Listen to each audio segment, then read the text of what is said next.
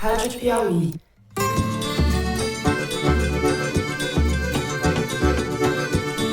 Olá, sejam muito bem-vindos ao Foro de Teresina, o podcast de política da revista Piauí.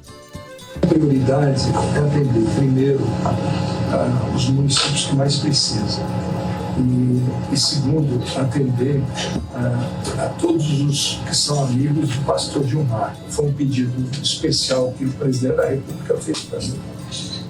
Eu, Fernando de Barros e Silva, na minha casa em São Paulo, tenho o prazer de conversar com os meus amigos José Roberto de Toledo, aqui pertinho. Opa, Toledo! Opa, Fernando! Essa semana vai ser Toledo. animada. Vai ser. Não me convidou para essa reunião. Continuarei trabalhando muito para que Lula e Alckmin instituam a renda básica da cidadania enquanto eu estiver vivo. Thaís Milenque, também aqui em São Paulo. Salve, salve, Thaís! Salve, salve, Fernando. Salve, salve, Toledo. Sou incapaz de replicar sua animação. Imagina, você é uma carnavalesca perto de mim. Foi de fato encontrado um local compatível com queima. É possível também observar sinais compatíveis com queima nos remanescentes. E foi encontrada uma cova com muitas folhas em cima. Bom, embora vocês não tenham perguntado, muitos ouvintes querem saber, eu já estou bom da Covid. Como vocês podem ver pela minha voz. A minha voz A gente não continua perguntou aí. porque a gente já sabia, né, Fernando? Tá certo. Então já estou bom, estou curado, negativado, já estava vacinado e segue o jogo. Vamos, sem mais delongas, para os assuntos da semana. No primeiro bloco, a prisão de Milton Ribeiro, o pastor pistoleiro, como eu carinhosamente o apelidei, depois que ele disparou de forma acidental a sua arma no aeroporto de Brasília. O ex-ministro da Educação, essa figura pudibunda, vocês vão adicionar, essa figura que zela pelos valores da família, este verdadeiro artista da moral e dos bons costumes, foi preso na quarta-feira na operação batizada de Acesso Pago. E até os nomes das operações da Polícia Federal ficaram mais pobres no governo Bolsonaro. Essa operação investiga o tráfico de influência e corrupção para a liberação de recursos públicos do FNDE, que é o Fundo Nacional de Desenvolvimento da Educação. Além de Milton Ribeiro, foram detidos os pastores Gilmar Santos e Arilton Moura, ligados a Jair Bolsonaro. Ao todo, foram cumpridos 13 mandados de busca e apreensão em Goiás, São Paulo, Pará e no Distrito Federal. Em março, quando o escândalo eclodiu, Bolsonaro havia dito que colocaria, abre aspas, a cara no fogo por Milton Ribeiro. Nesta quarta-feira, ele buscou se descolar do antigo aliado, abre aspas de novo. Ele que responda pelos atos dele, tá ok? Fecha aspas. No segundo bloco, nós vamos tratar Fernando, do anúncio... Oi. Desculpa te interromper a sua escalada, mas eu tive que ir ao dicionário. Tô aqui com ele na mão. E... Pudibundo. Pudibundo é vamos lá, pudico. é o significado de pudibundo segundo o Awais. Não, desculpa te interromper na sua interrupção, mas que bom que você foi ao dicionário, porque eu já tinha ido. Falei, gente, não é possível que eles sabem essas palavras todas, só eu não sei. Vamos lá. Pudibundo. Cor de faces coradas, rubicundo, que cora facilmente de vergonha, que sente vergonha, envergonhado, modesto. O modesto eu não concordo, mas que sente vergonha, com certeza. Né? É pudico também. É uma maneira pudibunda de dizer pudico. A gente pode lançar o Fernando para a Academia Brasileira de Letras. Vamos falar com o Merval lá. É, bom. É eu com o Erval, tá certo. Volta para a escalada, Fernando. Volta para a escalada. Volta pra escalada. No segundo bloco, nós vamos tratar do anúncio e da discussão das diretrizes do programa de governo da chapa Lula-Alckmin. Na terça-feira, o petista e seu vice socialista, e eu não consigo falar isso sem ironia, divulgaram um esboço de programa bastante cuidadoso, evitando assuntos tidos como delicados, a descriminalização do aborto, por exemplo, e com posições matizadas a respeito de temas como a reforma trabalhista. O aceno ao centro colaborou para que as atenções do encontro tenham sido dirigidas para o protesto do ex-senador Eduardo Suplicy, que reclamou em pé, em tom de voz bastante alterado, diante de Aloysio Mercadante por não ter sido convidado para o evento. E claro, Suplicy aproveitou para reiterar a sua defesa da renda básica de cidadania no país, o que ele faz desde que Pedro Álvares Cabral aportou por essas bandas. Preocupante mesmo foi a invasão do local pelo deputado estadual bolsonarista Kaique Mafra, que foi logo retirado pelos seguranças. A gente vai falar disso e comenta também a vitória de Gustavo Petro e Francia Marques na Colômbia no último domingo. Eles formam a primeira chapa de esquerda a vencer uma eleição presidencial no país. Por fim, no terceiro bloco, vamos falar do que avançou na investigação do assassinato do indigenista Bruno Araújo e do jornalista inglês Tom Phillips. A Polícia Federal chegou a descartar, com pressa injustificada e suspeita, a existência de mandantes, mas voltou atrás e agora investiga o envolvimento de traficantes de drogas no crime, além da participação dos pescadores já presos, pescadores ilegais. De acordo com as investigações, a venda do pirarucu, peixe abundante naquela região, é usada na lavagem de dinheiro do tráfico, conforme, aliás, o Toledo já havia cantado aqui na semana passada. É isso, vem com a gente.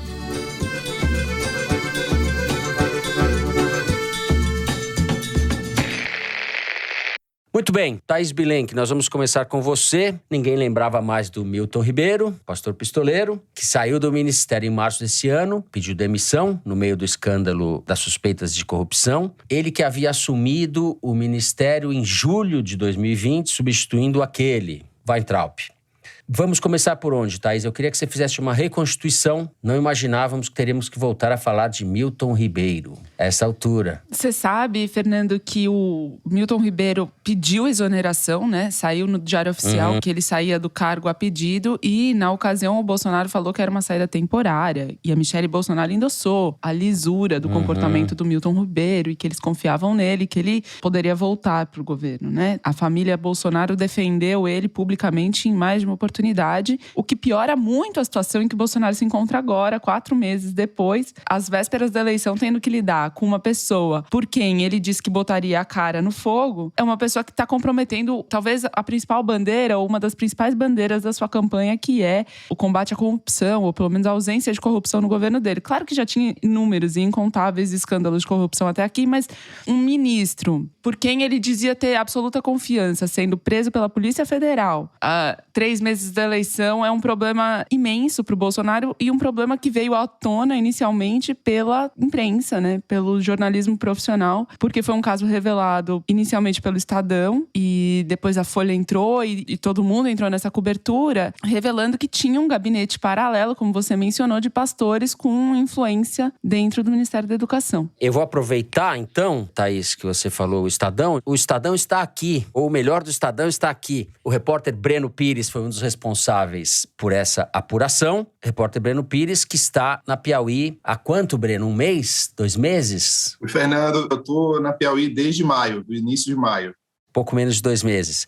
Breno, um prazer ter você aqui com a gente para... Bem-vindo, Breno. Bem-vindo, Breno. Obrigado, pessoal. Contar um pouco como é que foi essa apuração, para a gente discutir um pouco esse caso. Então, já que a Thaís deu a deixa, eu passo a bola para que você conte um pouco como é que isso daí começou. Pois bem, Fernando, e em primeiro lugar, uma saudação especial também a quem está ouvindo em casa o programa. Eu sou um ouvinte e é uma satisfação poder estar participando hoje com vocês, agora como integrante, né, da equipe da revista Piauí e participando hoje do foro. Fernando, esse caso, ele teve uma apuração iniciada ali por volta de fevereiro, mais ou menos, até as publicações começarem no mês de março.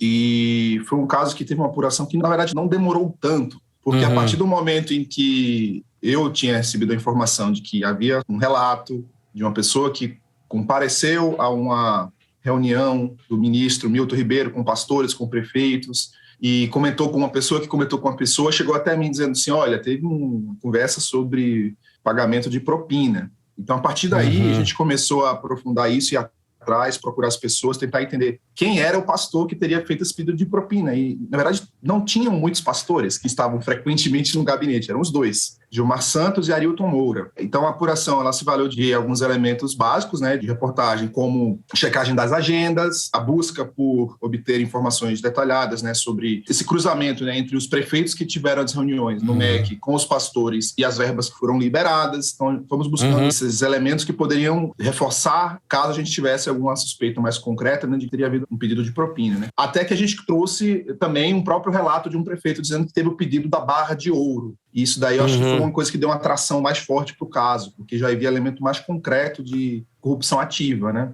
Conta pra gente exatamente o que foi a história do ouro. Vale a pena você contar detalhadamente como é que se passou, para rememorar o nosso ouvinte. Em primeiro lugar, desde o começo, o relato era: tem pastor intermediando o prefeito IMEC com pedido de propina. E aí, uma das coisas que eu procurei, tentei mais atrás, era de onde que vinham esses prefeitos, né? Quais eram essas regiões. E aí, procurando uma pessoa, procurando outra, uma fonte conseguiu a informação de que alguns prefeitos eram de cidades que tinham região de garimpo. Reza até a lenda que teve um pedido de propina em forma de ouro. E aí, então, eu falei, não, eu cacei todos os prefeitos que eu podia procurar em determinado estado, onde tinha região de garimpo nesse estado. E aí eu consegui falar com o prefeito Gilberto Braga, da cidade de Luiz Domingues, que fica no Maranhão, e ele confirmou, sim, estive num almoço, num restaurante em Brasília, ele descreveu o restaurante, que vem a ser o Tia Zélia. Tia Zélia é um restaurante famoso aqui em Brasília, ele fica na Vila Planalto, que é uma região de mais classe média, não é uma região de classe alta, como a maioria da cidade de Brasília. Era lá nesse restaurante Tia Zélia que os prefeitos eram levados, após se reunirem com o ministro Milton Ribeiro, para discutir com os pastores encaminhamentos diversos, incluindo esse daí, né? Que aí o prefeito Gilberto Braga falou, de fato teve essa questão. Eles informaram até uma conta bancária lá para fazer um depósito e que ele tinha recusado. Ele não podia falar pelos outros, mas que ele tinha recusado. Esse foi um depoimento importante, né? O que a reportagem inicial do Estadão, no dia 18 de março, mostrou foi a existência desse gabinete paralelo, com a intermediação dos encontros entre prefeitos e ministros. Eles faziam uma espécie de caravana. Cada cidade que ia receber o ministro e os pastores, o prefeito tinha que pagar a impressão de bíblias com a foto de todos eles, né? Então era um evento que misturava educação com religião, com autopromoção, com outras coisas que a polícia está investigando agora, né? E sim, foi um trabalho que começou da apuração jornalística, né? Também teve uma matéria importante, que foi o áudio que a Folha de São Paulo revelou, né? Que o ministro Milton Ribeiro disse que atendia amigos do Gilmar preferencialmente, e que isso teria sido uma sugestão do próprio presidente Jair Bolsonaro, né? Então a gente ainda tem algumas perguntas aí que precisam ser respondidas. A gente não teve acesso ainda aos autos da operação, né, policial, né, a íntegra do relatório da PF, mas uma coisa é certa, o escândalo do MEC, ele não está resumido aos pastores, né? Você também tem diretores do Centrão por lá. Me diz quantas vezes esses pastores foram ao Palácio do Planalto, não ao Ministério da Educação? Muitas, né? 45, é isso? Olha, o dado que a gente teve lá inicialmente, né, das visitas, isso estava disposto na internet. Eram mais ou menos 20 visitas. Só que depois, com os pedidos de lei de acesso à informação detalhados, o total é que os pastores estiveram mais de 100 vezes no MEC, ao longo de 1 ano e meio, mais ou menos. E no Planalto também? No Planalto, os registros de entrada dos órgãos da esplanada, né, mostram esse acesso amplo, e o Arilton Moura esteve 35 vezes no Planalto e o Gilmar Santos 10 vezes no mesmo período. Muito bem. Toledo, eu vou à sua casa 45 vezes. Vamos começar a contar a partir da semana que vem, para você ver como isso é trivial. Você se prepara que eu vou 45 vezes aí para sua casa, com barra de ouro, com tudo. Se não trouxer o ouro, nem venha. Zé, depois desse relato da Thaís e do Breno, a bola está com você. Fernando, é incrível, esse mês de junho de 2022 é o mês de junho de 2013 do bolsonarismo, né? Depois de uma década da direita, década de ouro da direita no Brasil, temos o junho de 2013 do bolsonarismo chegando, e esse junho começou em maio, começou no dia 25 de maio, com o assassinato sob tortura de um Jesus numa câmara de gás pela guarda pretoriana bolsonarista, a Polícia Rodoviária Federal, né? A partir dali, a coisa desandou para o Bolsonaro de um jeito que eu jamais tinha visto para um presidente tão rapidamente acontecer, porque foi uma sequência de fatos desastrosos para ele. No dia 5 de junho, houve o desaparecimento do Dom Phillips e do Bruno Pereira no Vale do Javari, na Amazônia, que depois, 10 dias depois, houve a confissão de um dos assassinos de que eles tinham sido mortos, num esquema claramente vinculado ao crime organizado na região, e depois do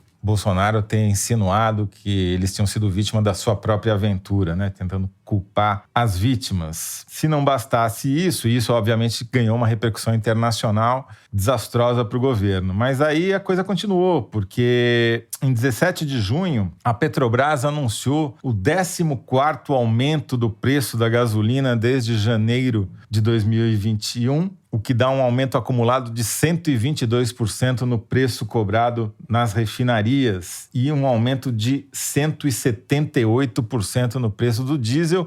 Tudo isso impactando brutalmente a inflação, aumentando o preço dos alimentos e impedindo qualquer pessoa que ganhe menos do que 2 salários mínimos de manter um carro. Não dá. Tem estudos mostrando que para manter um carro, hoje você precisa ganhar no mínimo 2 salários mínimos.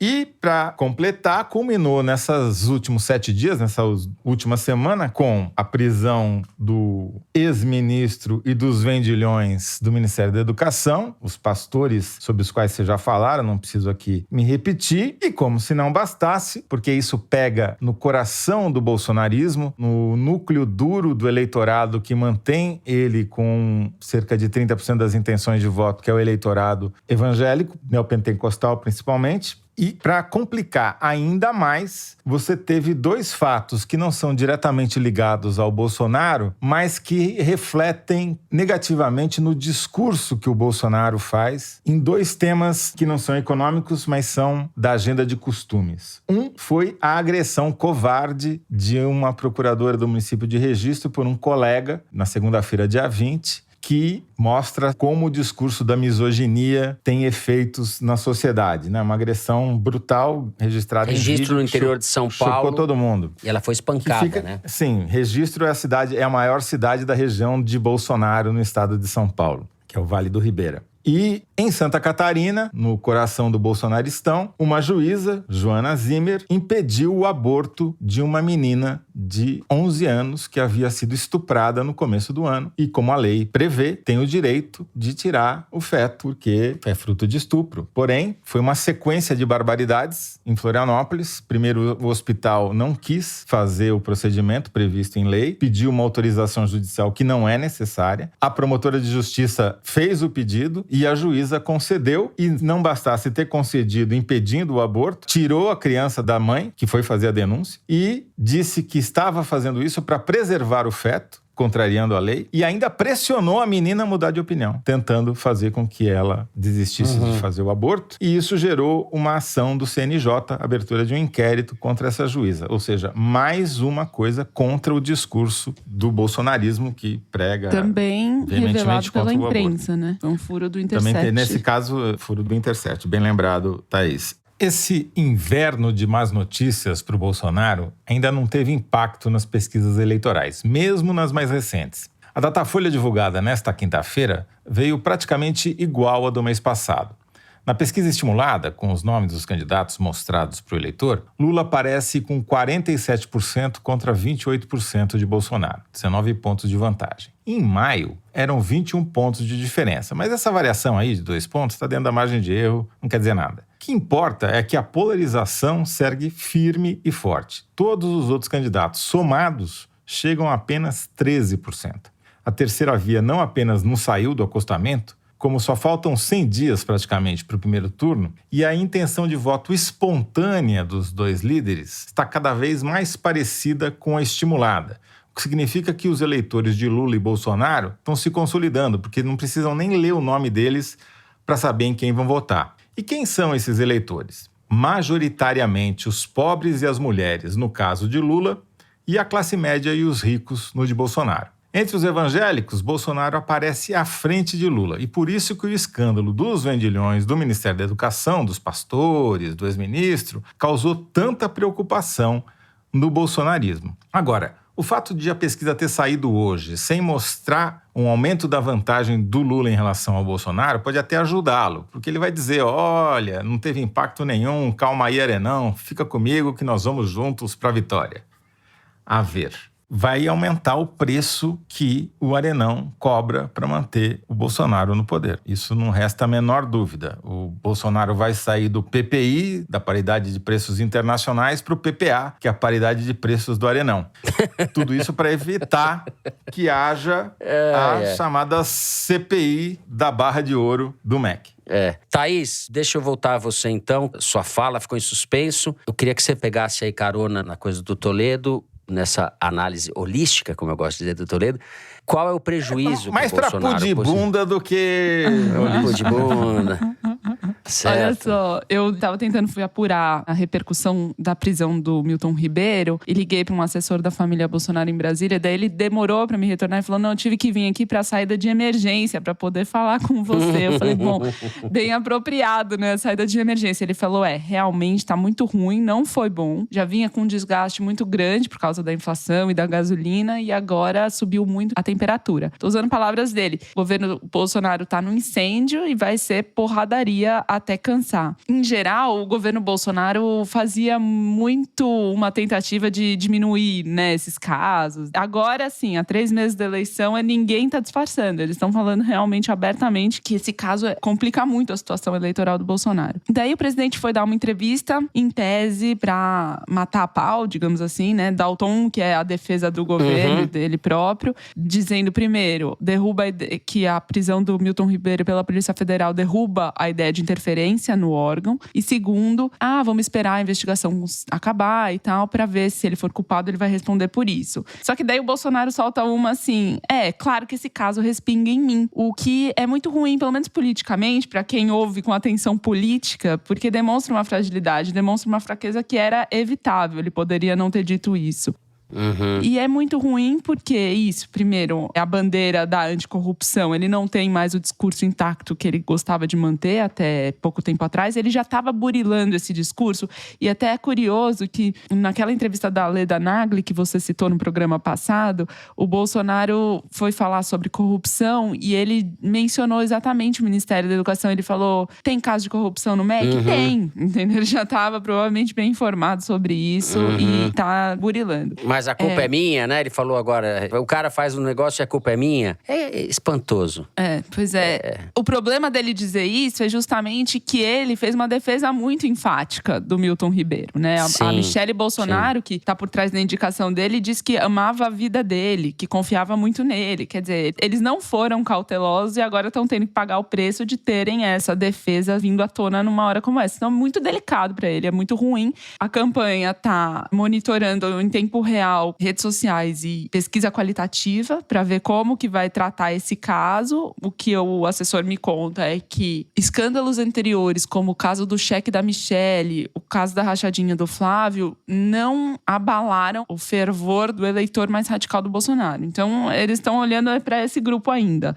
Puxando por esse lado, mais uma deixa que a sua fala deu. Quando você falou que o Bolsonaro disse que derruba a ideia da interferência, né, que a prisão derruba, na verdade não, é o contrário. Ele mostra que, apesar de todo o desmantelo que foi feito, com mais de 20 delegados afastados de investigações, superintendentes trocados, tem coisas que não dá para segurar. Assim, acho que assim, é meio que o contrário, né? Tipo, não vai ser a exceção que vai virar uma nova regra. Eu ia falar isso também, que isso mostra que a Polícia Federal, apesar de tudo que foi feito, todos os esforços, não está completamente capturada, né? Zé, para terminar o bloco. Beleza. 2 coisas. Uma, para referendar o que a Thaís falou, já houve uma mudança de discurso na campanha do Bolsonaro. Eles começaram tentando defender o Milton Ribeiro, apanharam de 85 a 15 no Twitter, segundo o levantamento da Arquimedes. Mudaram o discurso para dizer, tá vendo? Aqui é um governo que apura, a Polícia Federal trabalha, blá, blá, blá. Aí a sova passou de 85 a 15 para 70 a 30. Mas eu tinha uma pergunta pro Breno, que é o seguinte, Breno, qual que é o tamanho do buraco nesse escândalo? Porque não é apenas uma barra de ouro, né? Você tem toda a propina que foi paga e mais todo o dinheiro que foi represado no FNDE, no Fundo Nacional de Educação, para os prefeitos que não entraram no esquema, né? Podia talvez dar uma dimensão do tamanho da sacanagem. Ô Toledo, o volume de recursos que está envolvido nos casos de suspeitas no Ministério da Educação é muito grande. Se a gente lembrar, não são só os pastores que estão sendo investigados. Tem diretores do Fundo Nacional do Desenvolvimento da Educação ligados ao Centrão, inclusive o próprio presidente do FNDE, Marcelo Ponte, que era chefe de gabinete do Ciro Nogueira até assumir esse cargo, ou seja, um longa-manos, né, do atual ministro. Eles estão também na mira da polícia. Como os dados dessa operação policial não foram divulgados, pelo menos até o fim dessa quinta-feira, então quer dizer que pode haver também algum detalhamento adicional sobre o que é que eles estão apurando em relação aos diretores, né? A gente vai saber isso em breve. Agora, no caso do FNDE, houve uma licitação para compra de ônibus escolares com valores que estavam acima, em cerca de 700 milhões do que aquilo que a área técnica responsável por medir os preços, né, adequados havia apontado como um preço justo. E essa licitação teve uns valores atualizados após a denúncia da imprensa também. Se continuarem a investigação, além do flanco dos pastores do ministro, e focando na forma como o FNDE está fazendo essa gestão dos recursos da educação, então pode ser que tenha outros desdobramentos, talvez até uma outra operação, mas isso ainda está no campo das hipóteses, né? Então, o fato de que um caso veio à tona com uma prisão não pode jamais servir como um discurso de que as coisas estão em situação normal, porque não estão. Bom, depois de gravarmos nessa quinta-feira, o ex-ministro Milton Ribeiro foi solto. Quem deu a decisão foi o juiz Ney Bello, do Tribunal Regional Federal da Primeira Região. Ney Bello é um dos 4 magistrados indicados para a vaga aberta no Superior Tribunal de Justiça e conta com o apoio de ninguém menos que Gilmar Mendes, do Supremo. A escolha do nomeado será feita pelo presidente Bolsonaro. O presidente Bolsonaro e Gilmar Mendes jantaram juntos por 3 horas na véspera da soltura na casa do Arthur Lira. Mas isso é só uma coincidência. Além dessa coincidência, tem umas outras questões envolvidas na soltura do Milton Ribeiro. O delegado da Polícia Federal que conduzia a operação mandou uma mensagem a colegas policiais reclamando de interferências que prejudicaram a investigação. Na mensagem, revelada pela Folha de São Paulo, o delegado diz explicitamente que não tem autonomia para conduzir um inquérito com independência e segurança institucional. Palavras dele. Segue o baile. Perfeito. Então, antes que eu leve um tiro acidental da direção, vamos encerrar esse bloco, que já estouramos bastante o tempo. Breno, eu queria muito agradecer a sua presença aqui na bancada do Foro hoje. Muito obrigado. Tiramos você dos seus afazeres ali em Brasília. Foi muito legal. Prazer enorme. No segundo bloco, nós vamos falar das novidades no programa de governo da chapa Lula-Alckmin. A gente já volta.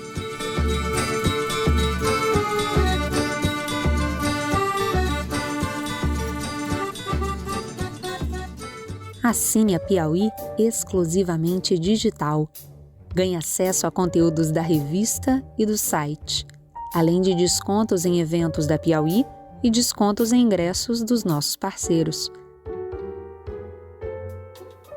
Você que está acompanhando o Foro de Teresina, assinante digital, tem acesso exclusivo a edições especiais do podcast de política da revista Piauí. Assine a Piauí digital. É conteúdo que não acaba mais.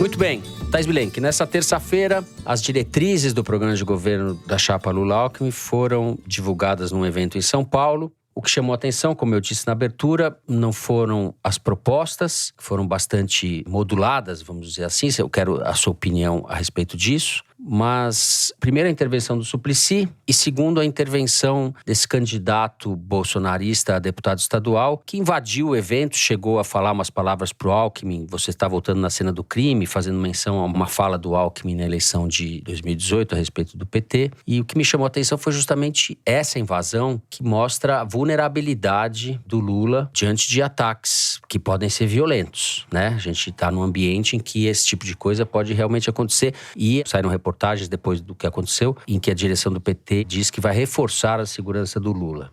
Não era sem tempo. Sim, o Mercadante foi até questionado ao vivo durante esse evento. Falou, com esse tipo de gente que a gente vai ter que lidar. Eles vão aperfeiçoando. Tinha uma resistência da campanha aí do Lula, em particular, de ter detector de metal em eventos de pequeno porte e tal. E tem uma pressão para aumentar um pouco a segurança por esse tipo de incidente. Politicamente, o que esse bolsonarista falou foi essa frase do Alckmin que ele disse em dezembro de 2017, na convenção em que ele se tornou presidente do PSDB, que era o primeiro passo para se tornar o candidato, né? E por que se tornou um slogan bolsonarista? Porque é justamente na pecha de corrupto, presidiário, mensalão, etc., do Lula, que o Bolsonaro consegue crescer ainda. E a história do MEC, que a gente acabou de falar, embanana muito esse discurso. Teve o episódio também do Suplicy. Algumas pessoas na campanha consideram que foi um episódio totalmente evitável, porque era falta de organização, não incluíram a palavra-chave do Suplicy e tal. Mas tem gente no PT que considera que, na verdade, o Suplicy é sempre inevitável, ele aparece e é assim mesmo, e que o Lula reagiu muito bem, ao contrário do Mercadante, que esbanjou sua bronca em vez de acolher o Suplicy na figura que ele é, né? Goste-se ou não goste-se. Mas teve um aspecto que não foi mencionado e que, para algumas pessoas no PT, demonstraram muita falta de cuidado e de profissionalismo nesse evento, que foi a imagem escolhida para ficar no telão atrás do Lula e de todo mundo que estava na mesa, na bancada. Que era uma foto do Lula no meio do povo, e aí tinha o centro da imagem é uma bandeira do PCO, do Partido da Causa Operária, que entrou no inquérito das fake news relatado pelo Alexandre de Moraes, teve suas contas nas redes sociais suspensa por determinação do Moraes, o Twitter inclusive já obedeceu essa decisão. Por quê? Porque o PCO xinga o Alexandre de Moraes, diz que defende a dissolução do Supremo e diz que o TSE já está preparando jeitos de fraudar as urnas se o Lula ganhar. Quer dizer, um bolsonarismo às avessas. E não bastasse tudo isso, né, do PCO ser esse partido que ele não faz parte da coligação dos 6 partidos que apoiam o Lula. Então... Eles não têm nem representante nas assembleias, câmaras de vereadores. Foi um deslize, né? Eu acho que o PCO tem um vereador, elegeu um vereador na sua história. É alguma coisa assim, é completamente irrelevante. E é um partido que pensa exatamente como o Bolsonaro. Você falou, um bolsonarismo com sinal trocado. Defende armamento da população civil.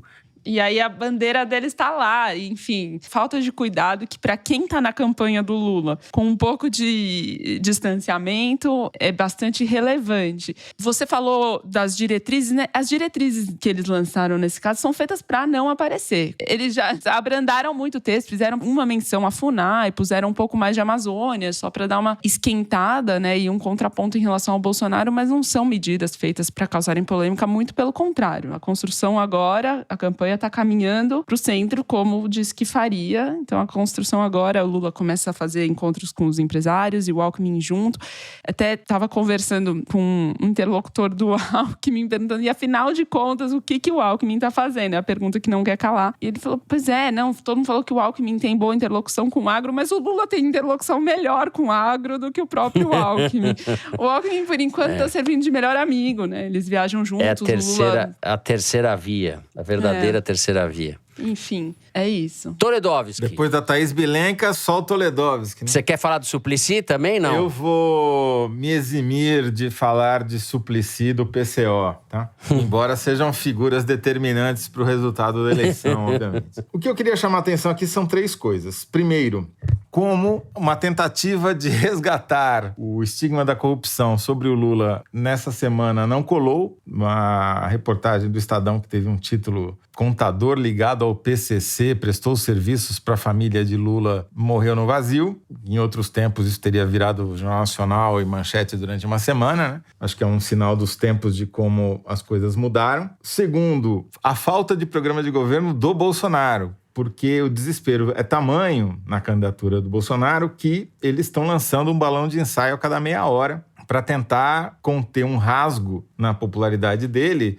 Quando a emenda chega, quando o remendo chega, o rasgo já está dobrado de tamanho. Então, já falaram em Vale Gás, Bolsa Caminhoneiro, R$200 para todo mundo durante a eleição. Estão apelando para tudo que der e o que não dá, enterrando de vez qualquer resquício de suposto liberalismo econômico, deste espantalho chamado Paulo Guedes, que virou o ministro da Economia, mostrando total improviso, né? O programa de governo do Bolsonaro é o programa profissional do improviso, que muda a cada semana, vão testando nas redes sociais para ver o que cola, e isso vira política pública. E você mencionou na abertura a questão da eleição na Colômbia, e eu já vou me adiantar sobre isso, porque eu fiquei com inveja da eleição na Colômbia, não pelo fato de o candidato da esquerda ter ganho no segundo turno pela primeira vez na história, que é um fato super importante, mas pelo fato dele ter ganho com 50,5% dos votos válidos e o adversário,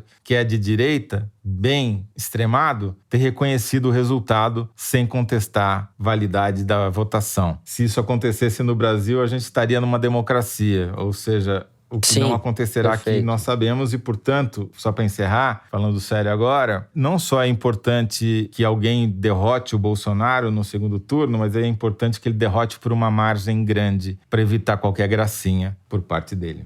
Eu penso que a gracinha, chamemos assim, virá de qualquer forma, mas faz sentido o seu raciocínio. Thaís Bilenka, você agora. Thaís Bilenka. Falando em Colômbia, um dos aspectos, né, que chamam a atenção dessa eleição é o papel da vice, da Francia Márquez. Eu conversei com o Nicolás Linhares, mora no Brasil, professor de comunicação na GV, mas é colombiano, e ele conta, né, como que ela conseguiu, ajudou, teve um papel decisivo na ampliação da votação do Petro, do primeiro para o segundo turno. A abstenção é muito alta na Colômbia, porque o voto não é obrigatório, mas quase 2 milhões de pessoas não votaram no primeiro e votaram no segundo, que foi decisivo para a ampliação da votação da chapa vencedora. Ela é uma ativista negra e que fez muita campanha nas periferias, tanto que o voto da chapa vencedora é nas periferias e do direitista é no centro do país. E o slogan dela era viver sabroso, algo como viver de boa, de curtição e tal. E a figura do Petro na campanha era fazer um coração com a mão. Eles fizeram um discurso do coração, né, do amor, a política do amor e não do ódio e tal. O que foi muito bem sucedido lá, né, que diz um pouco sobre também o momento do Brasil, essa tentativa do Lula de falar de estou apaixonado, imagina se quero revanche, enfim, tentar resgatar outros tipos de sentimento. Mas é muito diferente ao mesmo tempo, porque de Francia Márquez o Alckmin não tem nada, né? Sim, perfeito. Isso que vocês disseram, eu ia falar exatamente disso, Thaís, não com essas informações todas que você trouxe a respeito da vice. E lembrando que tanto na Colômbia como no Chile e como no Brasil, a direita tradicional, a direita democrática, vamos dizer assim, praticamente sumiu, né? Ela foi rebaixada a um plano, está fora da disputa pelo poder nesses países. A direita, que o Toledo caracterizou muito corretamente, de direita extremada, assim no Chile também, o José Antônio Cast. Mas o Nicolás fez uma observação interessante. O Petro logrou, nesse aspecto, não sei se só ele, mas se a incompetência do uribismo também, né, que chegou no ponto... no seu pior ponto, né, durante essa campanha, essa eleição tirou o estigma da esquerda na Colômbia de se equivaler à guerrilha e conflito. A esquerda saiu desse lugar, o que é um feito histórico para a Colômbia. Posso pegar uma carona nisso que você falou, Fernando, sobre a extrema-direita e a direita envergonhada? Que agora temos um furo de reportagem aqui que na verdade não é um furo, mas é um artigo científico. A ciência está do nosso lado. Breaking news. Um artigo científico. Breaking news. Elite Ideological Obfuscation in Post-Authoritarian Settings, The Transformation of the Brazil Right. Um artigo que vai ser publicado ainda, dos pesquisadores César Zucco e Timothy Power. Timothy Power da Universidade de Oxford, César Zucco da Fundação Getúlio Vargas. Mostrando o quê? Que a direita envergonhada no Brasil gosta de ser chamada de centro, mas que ela é de verdade de direita mesmo. Portanto, não é centrão, é arenão. A ciência provou, entendeu? E essa pesquisa é feita com base na opinião dos próprios parlamentares. E eles consideram que a direita são justamente os partidos que formam o arenão. Ou seja, o PP, o PTB, o PL, e que aquilo que a gente chamava de centro-esquerda, o MDB, o PSDB, são na verdade o centro. Então, agora a ciência comprovou que o centrão chama arenão. Tenho dito. Centro-esquerda é o PT. Segundo os próprios parlamentares também, você tem razão. Né? E olhe lá. Bom, isso daí não é isso daí. É assim, tá ok? E ponto final. Mari, eu sei que já está nervosa. Vamos encerrar o segundo bloco por aqui. A diretora já me deu vários tiros acidentais. Vamos direto para o número da semana. Estatística que é retirada da seção Igualdades do site da Piauí. Pode falar, Mari. Fernando, o número da semana é 24. O Brasil aumentou em 24% a emissão do dióxido de carbono equivalente, um gás de efeito estufa, durante a pandemia. Um movimento contrário ao de outros países e um claro resultado do crescente desmatamento nas florestas em 2020. Em um ano, as emissões da Amazônia Legal aumentaram em 187 milhões de toneladas, o equivalente às emissões de todo o Peru. O desmatamento foi responsável por 3/4 do dióxido de carbono equivalente liberado nos 9 estados em 2020. Altamira, no Pará, é líder no ranking por municípios.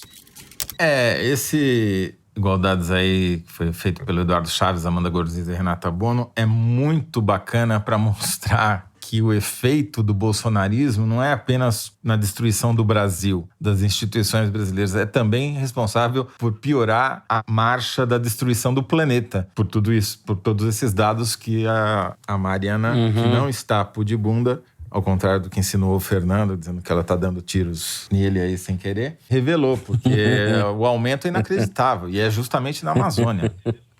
A gente vai falar sobre a abordagem bolsonarista do caso Dom Phillips e Bruno Pereira no terceiro bloco, mas essa é a mesma abordagem que o Igualdades revela, né? Eles falam que é algo pontual, mas é bem sistêmico. Exatamente. Bom, você já deu a deixa, fez o gancho, eu vou me retirar do programa, a gente vai encerrando o número da semana por aqui. A gente segue falando desse assunto, conforme a Thaís já antecipou. Vamos falar da investigação dos assassinatos de Bruno Pereira e Dom Phillips. E é isso daí, a gente já volta.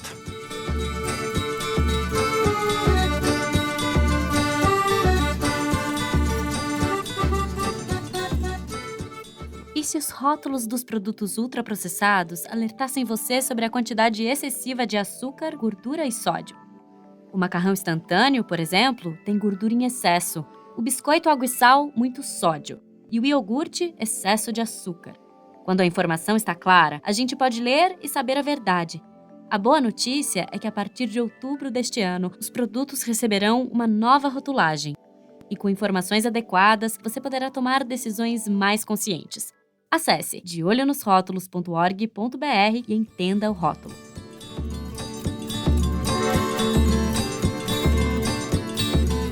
Muito bem, Zé, vamos abrir o terceiro bloco com você. A polícia, depois de uma afirmação bastante esquisita de que não havia mandantes, parece ter voltado atrás ou resolveu continuar a investigar os crimes. Já existem 8 suspeitos diretamente envolvidos no assassinato ou na ocultação dos corpos, mas há muitas perguntas ainda não respondidas, né? A começar pela reconstituição do próprio crime, pela identidade, enfim, pelos tentáculos aí dessas organizações criminosas que se misturam naquela região. Tráfico, pesca, é verdade, garimpo, Fernando. etc. Chamou muita atenção a tentativa da Polícia Federal, mais especificamente do superintendente da Polícia Federal na região, de acabar com a apuração antes dela terminar, né? Já aprendemos, acabou, é isso, não tem mais nada, olha pra lá, não para de olhar pra cá. Exatamente. Antes dela começar quase, né? Primeiro, ele deu essa declaração antes de saírem os laudos cadavéricos que estavam sendo preparados a toque de caixa no Laboratório de Criminalística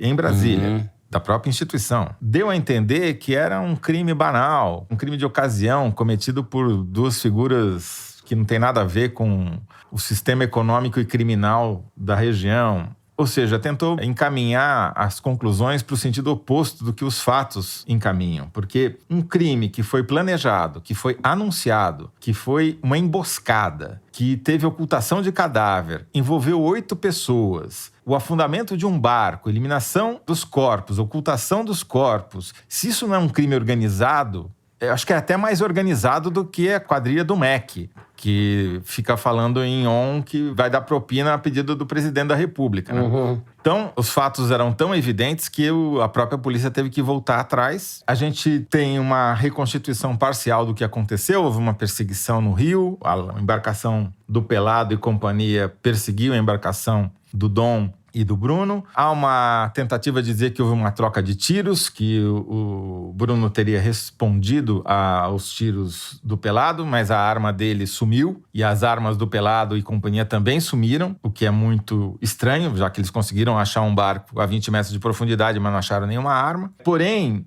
resta ver o que vai dizer os laudos da necrópsia sobre a circunstância dos tiros que mataram o jornalista e o indigenista. A gente sabe que foram um tiro de espingarda no tórax do Dom e 3 tiros contra o Bruno, um deles 2 no tórax e 1 na face. Mas a gente não sabe os detalhes que permitiriam, por exemplo, descobrir se esses tiros foram dados a queima-roupa, a média distância ou a longa distância. Isso a gente sabe porque, como são tiros de espingarda, são balins que ficam dentro de um cartucho, quanto mais longe tiver, mais espalha, mais os balins são espalhados e com isso os peritos são capazes de dizer a distância. Essa informação a gente ainda não tem.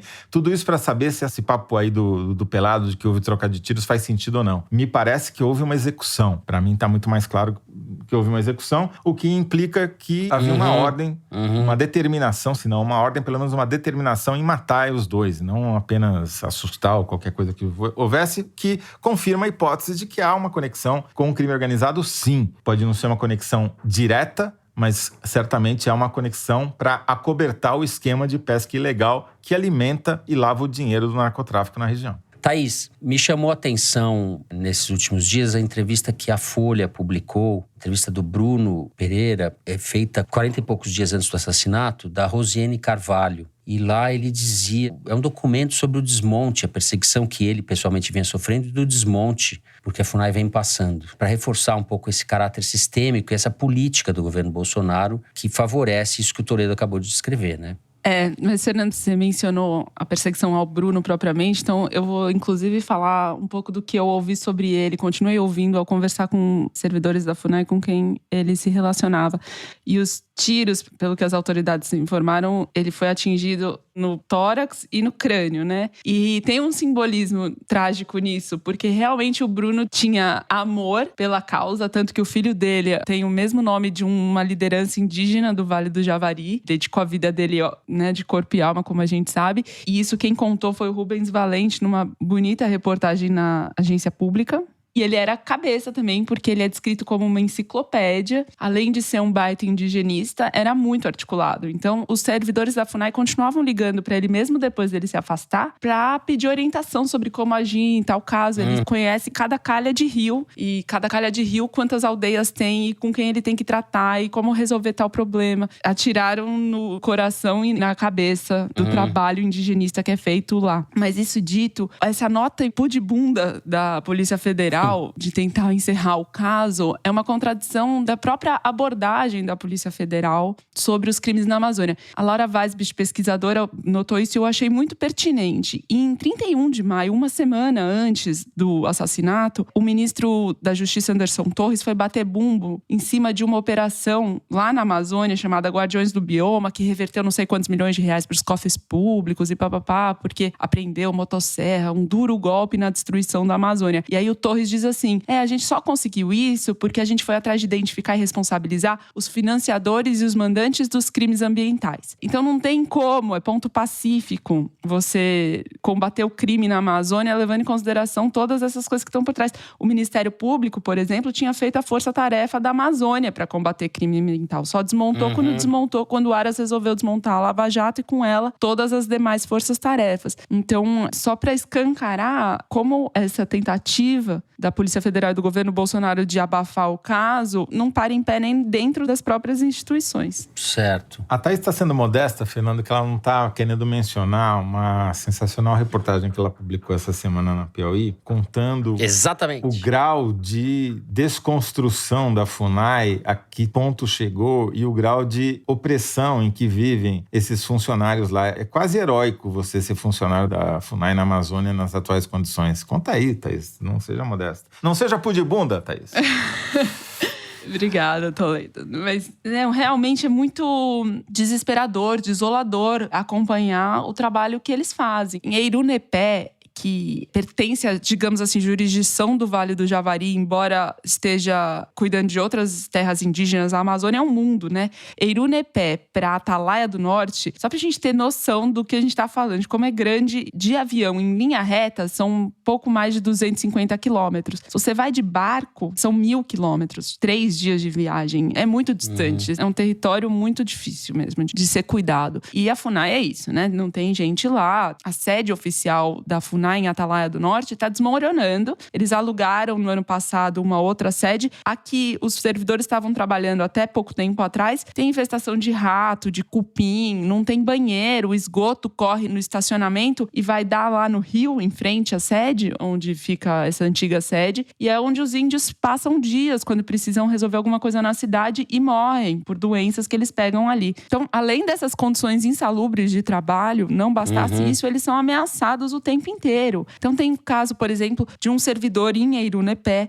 que entrou um criminoso da cidade, gritando com ele, ele botou o cara pra fora e falou assim, não sou eu que tô falando que você é criminoso, a cidade inteira tá falando que você foi preso por causa disso. Depois entraram na sede da FUNAI, deixaram um bilhetinho dizendo, vocês aí da FUNAI, toma cuidado, cuida dos índios de vocês. E aí o chefe dele, semanas depois, estava no mercado municipal da cidade, fazendo compra, né, como um cidadão, e foi abordado por criminosos, ameaçando, falando, olha, o que vocês estão fazendo aí de proteção das terras vai dar problema para vocês. Mas como o cobertor é sempre muito curto, o pessoal que trabalha lá, e no caso foi a coordenadora substituta Mislene Mendes, tinha que, assim, eles têm um pleito antigo e permanente de forças de segurança pública fazerem o policiamento da região e, por consequência, cuidarem da segurança deles, né? Mas como não conseguem isso, o que a Mislene Mendes fez foi pedir segurança predial, e para isso precisava de orçamento. A FUNAI em Brasília foi resistente, ela pediu só de Eirunepé. Então, pelo menos protejam aqui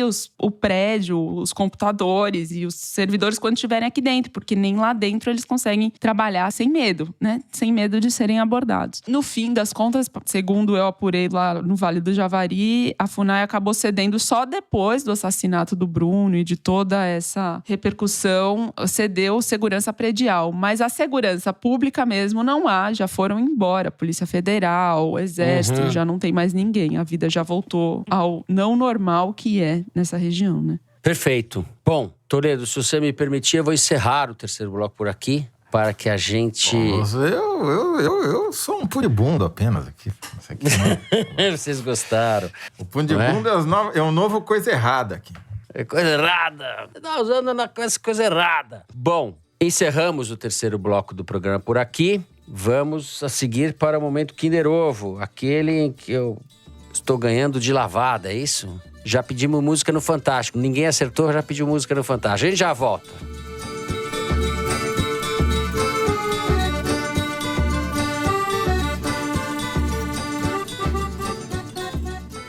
BBC World News traz histórias de mais lugares do que qualquer outra emissora internacional de notícias.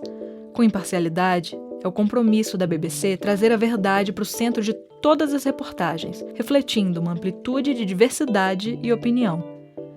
Além de notícias, o canal também oferece programação de alta qualidade sobre esportes, atualidades e estilo de vida.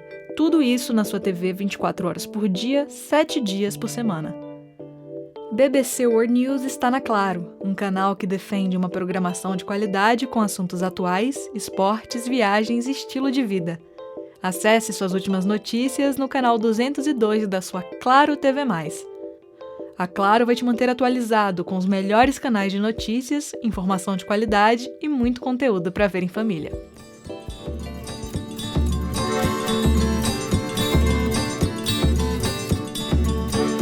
Bom, voltamos para mais um vexame. Ou não vai ser vexame, diretora? Você está prometendo fazer uma coisa bem fácil, é isso? Vai fazer o Adnet imitando o Bolsonaro, é isso? E esse Kinder Ovo é coisa de comunista. Você tá... Vamos lá. Solta aí, diretora.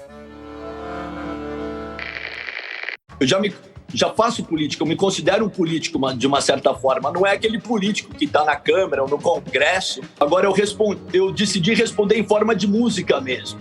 Né? Eles querem que eu seja um político, isso seria quase um suicídio, tá ligado? Supla. Eu acertei primeiro. Eu acertei primeiro. Eu falei primeiro. Eu falei primeiro. Aqui, mas o Supla já foi. Já foi, é reincidente. Gente, olha o nível que a gente tá. Porra, Ô, Fernando, você bateu no cara e não conseguiu nem falar primeiro que a Thaís, pô. Teve isso, a gente brigou na criança ainda, pré-adolescência. Tivemos uma pequena briga no colégio, tá? Fomos parar os dois na diretoria, não aconteceu nada. Eu gosto muito do Supla. Bom, eu acertei. No meu, eu tô vendo aqui, na nossa filmagem, eu acertei antes da Thaís. Não. Mas como eu sou benevolente... Não vem com esse papinho de pudibundo pra cima de mim, não. Magnânimo, benevolente. Nós vamos chamar peritos da Polícia Federal para determinar. VAR, chama o VAR. E o VAR também. A Mari é suspeita. Essa coisa de feminismo aí de vocês. Bom, depois dessa vitória cachapante da Thaís... É isso, Thaís? Agora sim, meu mérito. Vitória cachapante. Foi uma vitória por 50,5%, mas você fez bem em reconhecer o resultado. Fê. Essa vitória cachapante de Thaís Bilenque, nós vamos para o Correio Elegante. Que é o momento em que vocês nos escrevem aqui. Bom, vou começar com uma mensagem da Mariela Mian, M-A-N. Olá, querida Thaís, queridos Fernando e Toledo. Como gosto muito das coisas erradas, sou ouvinte assídua do Foro de Teresina. Além de passar raiva com a brilhante leitura que vocês trazem sobre a nossa caquistocracia, também dou boas risadas com vocês. Principalmente as piadinhas e os momentos cabeção são motivo de comentários entre eu e uma amiga querida, a Mônica Schröder. Na próxima sexta, dia 24, Mônica viverá um momento importante em sua trajetória profissional na Universidade Federal do ABC e ela ficaria muitíssimo feliz e roxa de vergonha se o Fernando, especialmente, mandasse um abraço desejando sucesso neste novo momento da carreira. Muito obrigada, forte abraço. Um abraço e um beijo para a Mônica Schröder, que vai ficar o quê? De vergonha? Roxa de vergonha. Viva ela. É isso daí. Então, beijo da bancada. É isso aí. Bom, eu quero, antes de ler aqui os recadinhos que a Mari me mandou, falar que eu tive a grata satisfação, enquanto apurava sobre a Amazônia e tal, saber que a gente tem ouvintes em Atalaia do Norte que driblam a conexão precária da internet e conseguem baixar o programa para escutar nos finais de semana. E fiquei muito feliz de saber isso, queria contar para vocês. A Mari me passou alguns recados de ouvintes brasileiros que estão achando que a gente só quer saber dos expatriados e ouvintes em lugares remotos. Acabei de falar de Atalaia do Norte. No Twitter, a Carolis, cuja arroba é Vem Pra Cá, disse: alguém que mora em Guaianazes, Tiradentes ou Cidade de Pimentas ouve Foro de Teresina? Porque parece que os ouvintes só moram na Dinamarca, que fazem doutorado na Suécia, trabalham em laboratórios da Alemanha. E a Juliana Destro escreveu: olá, queridos. Essa não é a primeira vez que escrevo pro Foro, mas minha cartinha nunca foi lida. Ouvindo os últimos programas, percebi o porquê. Sou ouvinte em terras brasileiras. Não falo de Paris ou Amsterdã, mas a 5 quadras da Nova Cracolândia, no centro de São Paulo. Será que vou precisar fazer o Ciro para vocês me darem atenção? Queria pedir um abraço na voz do Toledo, meu crush jornalístico. Obrigada pelo trabalho incrível de vocês. Abraços. Como ela chama? Juliana Destro. Juliana Destro, vai aqui um abraço canhestro. E a nossa vizinha, Zé. Essas 5 quadras da Cracolândia, nós estamos a 4 quadras e meia. Nós estamos na Cracolândia, né? Então, exato. Ela mora a 5 quadras da gente. Fernando, eu vou precisar da sua ajuda. É difícil ganhar o leitinho das crianças. Eu e o Toledo é que sabemos. O leitinho dos gatinhos, né, Fernando? Nosso caso. Dos gatinhos. Vou precisar da sua ajuda aqui nesse recado do Marcelo Iamani, que a Mari mandou eu ler. É um recado muito simpático, mas vai ter que ter a sua participação. Presta atenção. A minha? Oi, Thaís. Exato. Ó, concentrado, hein? Oi, Thaís, Fernando e Toledo. Dia 13 foi aniversário da Rita, minha companheira. Podem falar companheira com a voz do Lula? Ai, meu Deus. Fala aí, Zé. No plural, vou dizer pra vocês. Como chama ela, companheira, o quê? Rita, companheira Rita. Um abraço pra companheira Rita, essa grande ouvinte do Furo. Muito bom. Tá aí, Márcio. Muito obrigado, Fernando. Ficou ruim, Marcelo, né? Seu pedido foi atendido brilhantemente pelo Fernando. Nem parece o Marcelo Adnet. Foi no plural, mesmo. você não vai escapar tão fácil.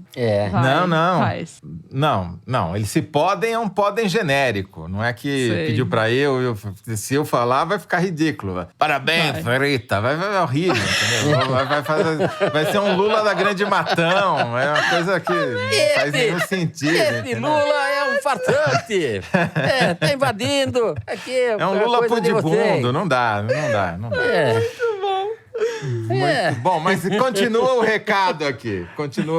Segundo o Marcelo e a Mani, a Rita vai voltar de licença maternidade em breve e ele achou que uma assinatura da Piauí seria um bom presente para essa mulher incrível, mãe amorosa e, assim como vocês, ótima jornalista. E acho que o presente ficaria ainda mais completo se vocês mandassem um feliz aniversário para ela, que, diferentemente de mim, adora comemorar aniversários. Um abraço. Então, todos nós vamos agora, o Lula, inclusive, desejar feliz aniversário para a Rita. Vamos lá? Feliz aniversário. Feliz aniversário, Rita. Eu já tava pensando que ela ia pedir para cantar parabéns a você com a voz do Maluf e eu ia chegar à conclusão de que eu errei de profissão. Eu errei de profissão, porque... Vamos nessa, Fernando. Ótima ideia. Eu já cheguei, na verdade. Ai. Vamos lá. É isso? Acabou? Chega, né? Acabou. E eu só queria dizer que esse programa hoje foi muito comunista. Diretora. Thais Bilenka. É isso? Assim a gente vai encerrando o programa de hoje. Se você gostou, não deixa de seguir a gente e dar 5 estrelas no Spotify, seguir no Apple Podcast ou na Amazon Music, favoritar no Deezer, se inscrever no Google Podcast, no Castbox e no YouTube. Assim você fica sabendo das novidades, dos episódios especiais e das edições extras. O Foro de Teresina é uma produção da Rádio Novelo para a revista Piauí, com a coordenação geral da Paula Scarpim. A direção é da Mari Faria, a produção é do Marcos Amoroso. O apoio de produção é da Clara Reustab. A edição é da Cláudia Holanda e do Thiago Picado. A finalização e a mixagem são do João Jabassi, que também é o intérprete da nossa melodia tema, composta por Vânia Salles e Beto Boreno. A Mari Faria também edita os vídeos do Foro Privilegiado, teaser que vai ao ar nas redes da Piauí. A nossa coordenação digital é feita pela Juliana Jäger e pela Fecris Vasconcelos. A checagem é do João Felipe Carvalho e a ilustração no site é do Fernando Carvalho. O foro foi gravado nas nossas casas. Eu me despeço assim dos meus amigos José Roberto de Toledo. Tchau, Toledo. Tchau, Fernando. Tchau, vizinhos da Cracolândia. Um tchau pudibundo. Um tchau pudibundo pra vocês. Thais Bilenque, tchau. Tchau, amigos e pudibundos. É isso, gente. Se cuidem. Até a semana que vem.